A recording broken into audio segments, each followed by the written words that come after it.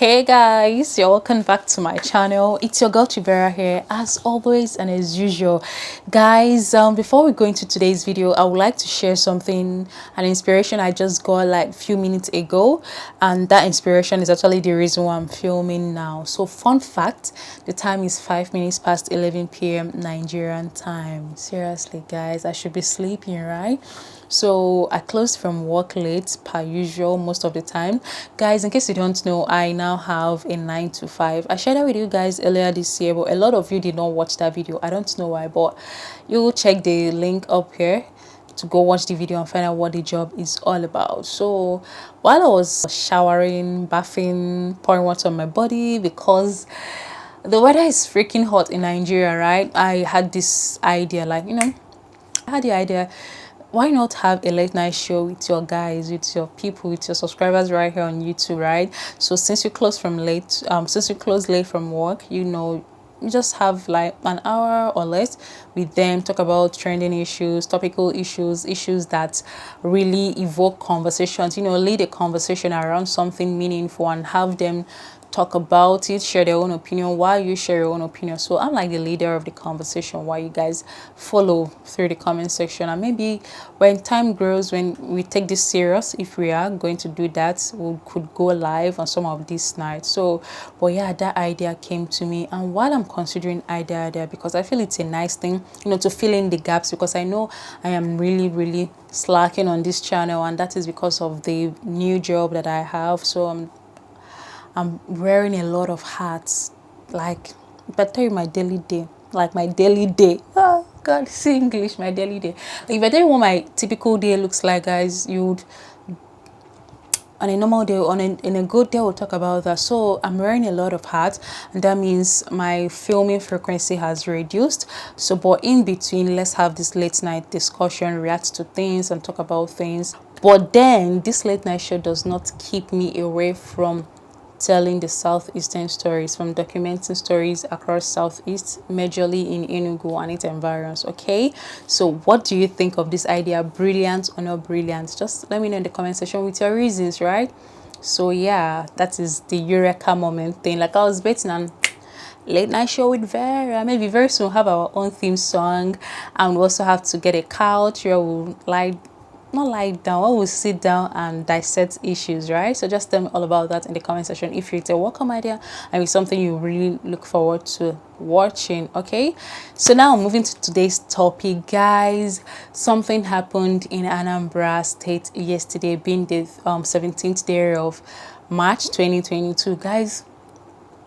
The new governor of Anambra State was sworn in, and his swearing-in ceremony is going down the history of Africa as one of the most memorable swearing-in ceremonies, right? Because of what happened. So basically, the outgoing first lady got slapped by the wife of a late chieftain and founding fathers and Biafran and Igbo warlord Sir Odimegu Ojukwu, late Sir Odimegu Ojukwu, right? So you know Ojukwu very well. If you don't know Ojukwu, please go read up about him and the role he played in Biafran war and Igbo and all of those things. But Ojukwu is like an icon, a warlord, and a great chieftain in Apga, a political party in Nigeria.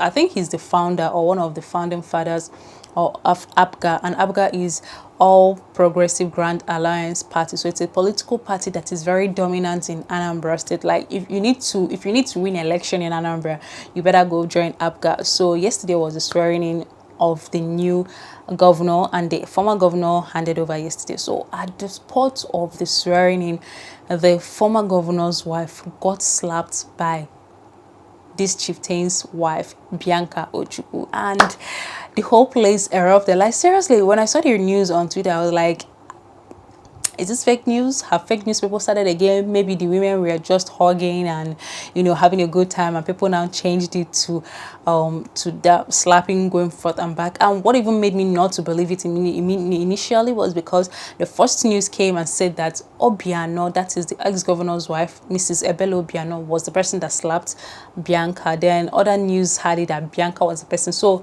all we knew at some point is there was a slap. who is the slapper and who is the slappee. We didn't know, right? So that is it. Now let's talk about these two women. Who are they, or who they were before the whole thing happened? So let's start with Bianca Ojukwu. So Bianca happened to originally come from Enugu State. So Bianca hails from Ngo, Enugu State. She's also the daughter of former old Eastern and old Anambra governor, late CC Ono. So she comes from the first family. So she has been to the government house. Her father was like the governor and all of that. Also, was it her father or her grandfather? Guys, please correct me in the comment section. This is a late night show. I didn't do a lot of research before talking, but I know that Bianca comes from the political family, right?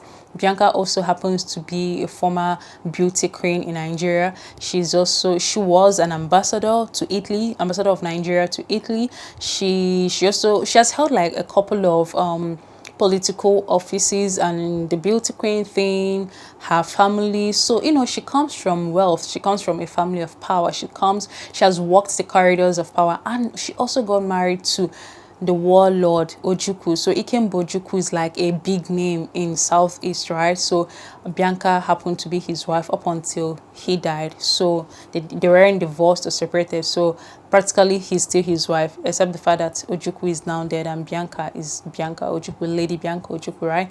So that is whom she is. She has walked corridors of power, she has held several positions, and you know, she's made. Now talking about Mrs. Ebele Obiano, up until she became the first lady of Anambra State, we didn't really know a lot about her, and reading up on her, I found out she's been in the corporate world, heading several organizations and departments and all of those things up until her husband got elected as the governor of Anambra State. So that is the background on both women. Their long-term problem. So sometime in 2018, 2018 against 2019 election, Lady Bianca Ojukwu indicated interest to run for Anambra South senatorial seat. So she wanted to be a senator in Anambra under Apga. And you know how political parties and politics work in Nigeria. I don't know about other countries, but in Nigeria, these people do a whole lot of godfatherism, right? And they also use political offices to settle people. So if you've done something for me, my way of repaying you back is to either appoint you as a commissioner, minister, or settle with senatorial seat, or you know, there is just a system they understand amongst themselves, so they know you are the next person going in, and when you go in, there is something you're expected to do for all of those other people. So according to Apga, they already have people they set up to go and run or represent them. So when Lady Bianca came in and said what she said, it was like, you're trying to spoil something, woman. Can't you just stay and allow things roll the way they are supposed to roll, right? So they started having issues. Of course, some members supported her, some members didn't support her, and most of the people that supported her, according to news, were simply because of the fact that she is the widow of their father, of their founding father of the political party. So it is right that they honor her and, you know, give her that and support her and lead her all the way to the Senate seat, right?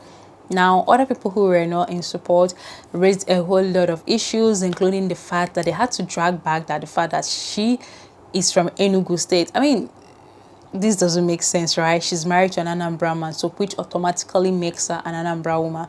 But it got to that point, they had to remind her, oh, babe, sis, you are not exactly from this state, you're actually from Anambra State.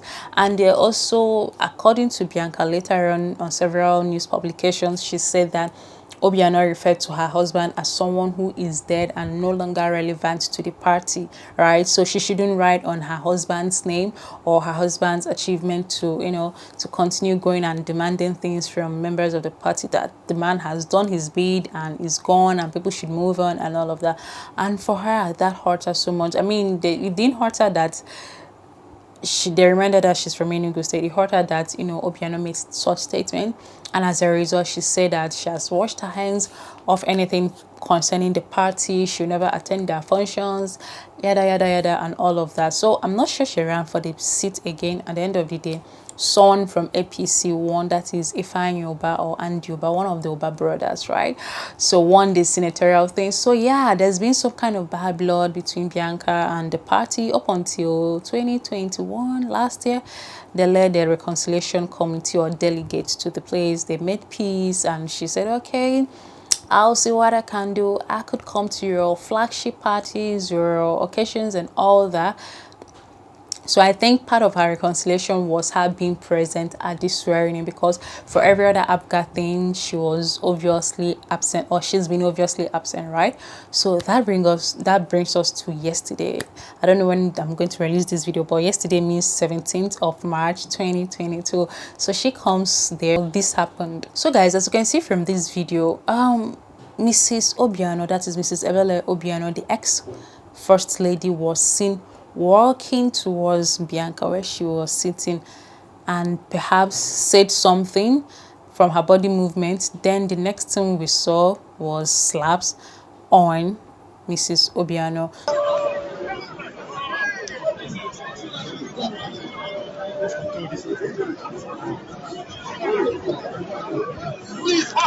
So because I am not there, I cannot categorically tell, oh, this is what happened.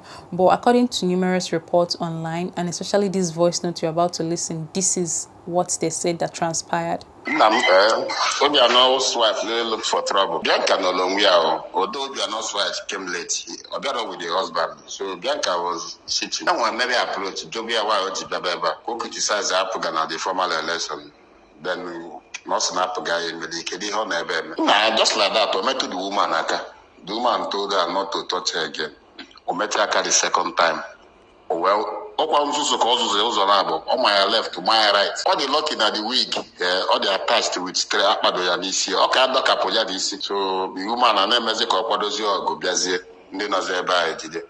Even Willie Meton, Sanodana, also William Mari Hanga, my brother working here. You believe on all my letter. I'm a program of modern government house. Sanita Batagona number. Solution the video go with Ola.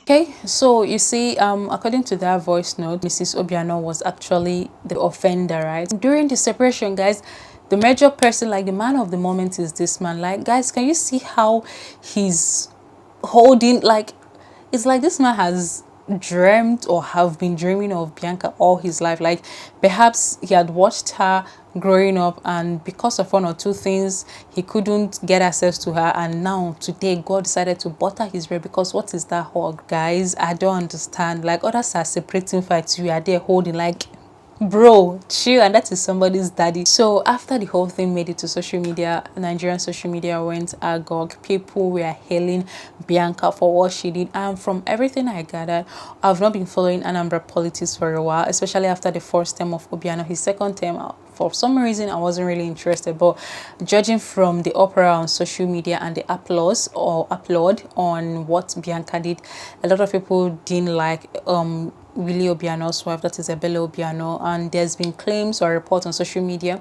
that she has once slapped somebody. I think the deputy governor or the deputy governor's wife, somebody, a subordinate in the past, she has slapped the person. There is no single person on Twitter that is saying a good thing about this woman or something positive. The only positive thing I was able to gather from social media reactions yesterday was the fact that she is the life of the party. She's always partying, always drinking, making merry, wearing very blingy, flashy things, and you know, she's just the life of a party. So that is the only good vibey thing. But every other thing, people talked about how she threatens Obiano, how she abuses the husband rather, how she's actually the person running the state and not the husband, and a whole lot of things. These things I cannot verify, but yeah, these are the claims people are making on social media. People who feel or who claim to be close to the government or close to the first family. So basically, that is what happened.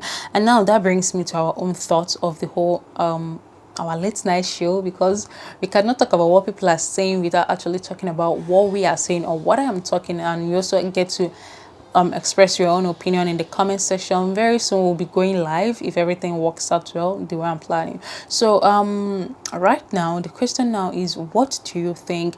A lot of people are hailing Bianca, calling her a queen and more for what she did. Like, they're in support of what she did. In fact, somebody said that the slap she gave the woman was actually on behalf of the entire Anambra state, and they are proud of what she did. What do you think? Did she do the right thing by slapping, by choosing the violent way, right?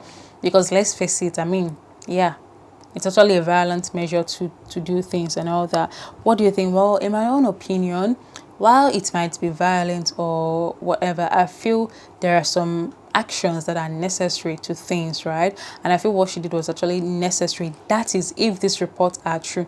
Because for someone to walk up to you, say things to your face, taunt you, and then touch you severally, like touched you the first time, you're like, do not do that. Touched you the second time, you're like, do not do that. And perhaps touched you the third time. I mean, I feel you're within your rights to take any measure to defend and to protect yourself, and to also tell the person you are not the person to mess with. So I don't know what they call it in law, but I feel the action she took was actually very equal to the reaction she got from the woman, right? So for me, I feel, yeah, the slap was necessary, because if she didn't put that reset slap, the woman could have gone on and on to taunt her and to say other things. And from the video, you also heard the wife of the ex-governor calling her a shawo, right? And that is very low of her, because we try to fight men that call us a shower at the slightest provocation. Now it's your fellow woman calling you that. That is quite low. And this is, maybe, who knows how low she could have gone if Bianca didn't react the way she reacted. So for me, I feel, yeah, she's a queen and more for doing that. Like, you don't come to people, taunt them, mock them, and expect them to act cool about it. Yeah, so that is that. What if it were you, would you have reacted differently if you're in Bianca's shoe? If yes, let's know in the comment section. If no, still let's know in the comment section. And until I come your way next night, do have a lovely day, lovely morning, lovely afternoon, whatever time you're watching this. And please subscribe to my channel, share this video with your friends and your family, and I'll see you guys later.